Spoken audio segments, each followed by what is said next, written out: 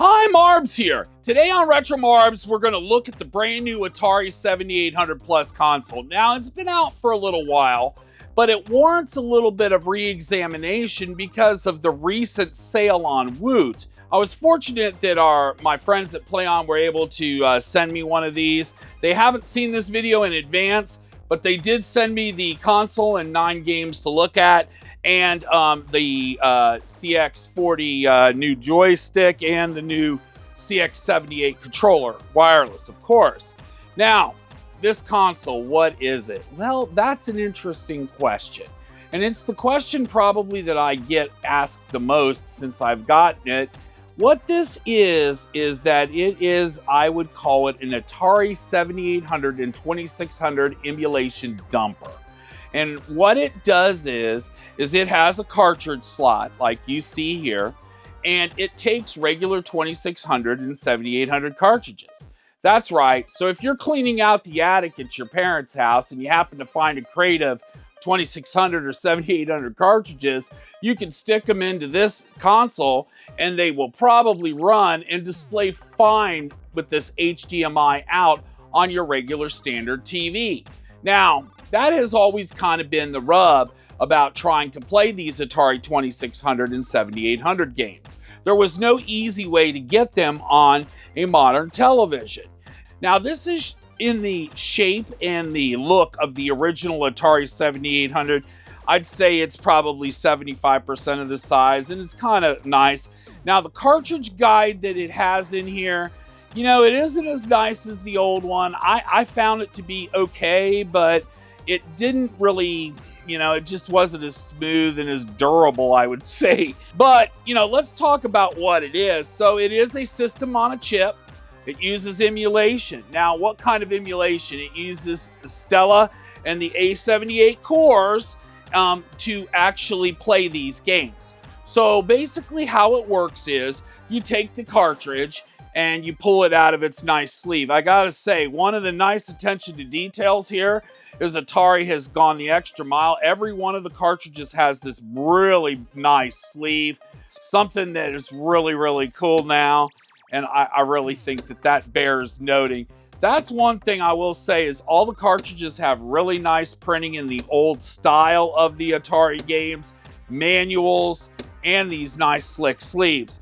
But when you put the Atari cartridge in, whichever one you do, it takes in the image of the cartridge and it dumps it to RAM, and then it runs it on the appropriate emulator. Now, obviously, if there are mods or modifications or things that it needs to do to get it to run, if it isn't in its current table, probably isn't going to work. Now, what I can tell you is that on AtariAge, they are working actively to fix games that don't work. So I do think you'll see a continued development of the firmware. Now, I'm playing on the latest firmware, and all the games that I tested, you know, surprisingly all worked. But they were all games that they sent me. At any rate, what I can tell you is that when you boot it up and you actually plug the cartridge in, it can take up to 30 seconds from the time it dumps it into RAM till the game comes up on the screen. Now, it's a great solution to get your 26 or 7800 games up on an HDMI display. And you do get 720p 60. Now, one of the things I think you find interesting is that there were only right around 59, 60 games for the original 7800 platform. And what Atari's tried to do with the 9 games that they sent me, they are showing me that these are the brand new reissues for Fatal Run, Ninja Golf, and Food Fight.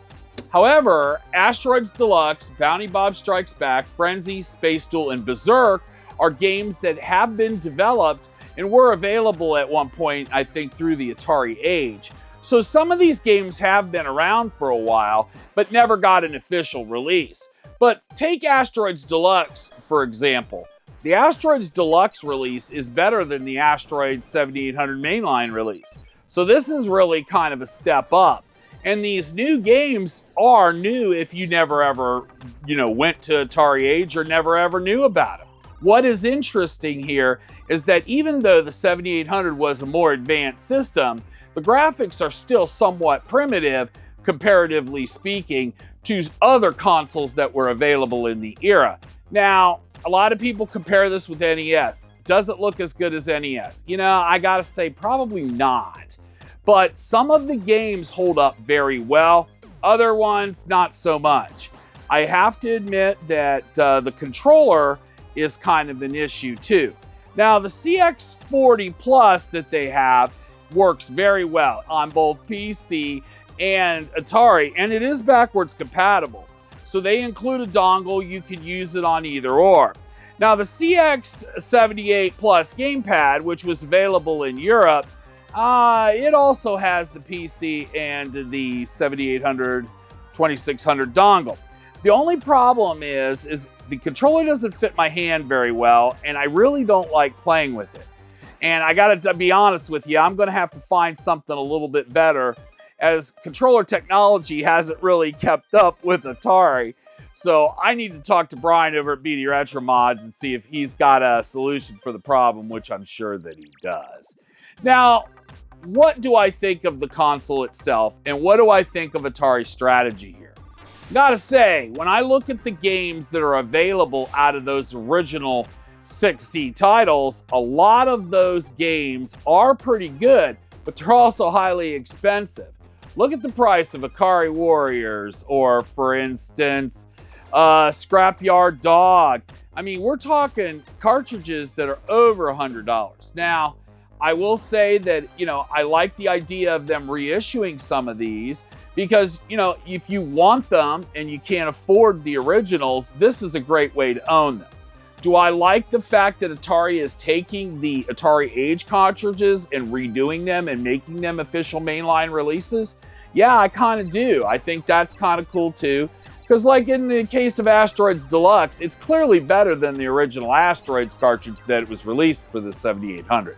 It's amazing to me that there are over 100 games for the 7800, as the 7800 Pro line system was never really that popular.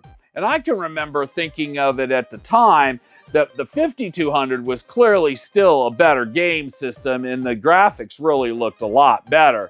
So the 7800, however, was more backwards compatible, and I think that that's what's interesting here. When people talk about Atari, they talk about the 2600 games. And I think it's good that Atari and PlayOn have made the console fully backwards compatible so that it does play the majority of the 2600 games and the 7800 games. Heck, if the cartridge guide, you know, supports both cartridges, why not do it? And I think that that's a good thing. Now, I do think that, you know, if you even want to get into it even deeper, go down to your local retro store and I bet you can find Atari 2600 cartridges on the cheap there too. So, you know, if you wanted to go back in time and relive some of this Atari glory, you can. Now, one other question I get asked a lot is about multi-carts. So if I understand correctly, none of the multi-carts really work except one, and it can only play one game at a time. I know that, you know, that is kind of a thing that a lot of people want, are these multi-carts with the ability to have all the ROMs on an SD card. Now, I'm not going to get into the legality or the non-legality of it, but I am going to say that right now there are efforts to make it work, I guess, but so far they have not been successful. But I got to be honest with you, that's partially due to the fact that this platform is not designed for that. It's designed to play cartridges. And you know what? There's just something about putting that cartridge in the slot and turning on the power that is just different than any other feeling that you can have in video gaming. And, you know, I think there is a lot of retro here, and I think there's a lot of fun. But again, the reality is some of you may think it's quite primitive compared to what we have today. And that alone may discourage you from doing it. But those of you that are interested and want to take a trip back in time, I think the 7800 Plus is a great way to do it. And I do think that the fact that they are reissuing the cartridges makes it all the easier. And it gives you new content that you've never seen before, or perhaps never seen before. And like with the recent announcement of Tiger Healy, brand new content that's never been seen before. So I do think what Atari and PlayOn are doing here is pretty good, and I do think that it's worthy of a buy. My name is Marbs. Thank you for watching. Now, if you haven't subscribed to RetroMarlbs, you do that right now for me. And we'll see you in the next video. Bye now.